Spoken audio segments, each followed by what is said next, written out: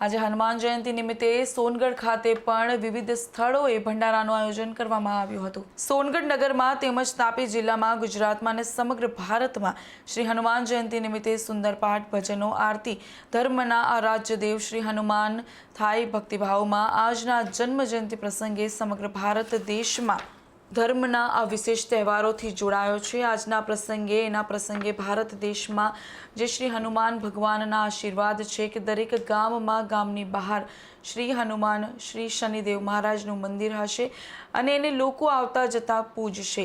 એ આજે કલયુગમાં પણ સાચે જ સત્ય છે અને એની સમગ્ર વિશ્વમાં પૂજા થાય છે। આજ રોજ ઠેર ઠેર હનુમાન જયંતિની ઉજવણી કરવામાં આવી હતી। 22-23 વર્ષથી દર શનિવારે અહીંયા સાંજે 7 થી 9 સુંદરકાંડનો કાર્યક્રમ થાય છે અને મને યાદ છે ત્યાં સુધી છેલ્લા 15 વર્ષથી અહીંયા હનુમાન જન્મ ઉત્સવના આગલા દિવસે રામચરિતમાનસનો અખંડ પાઠ શરૂ કરવામાં આવે છે।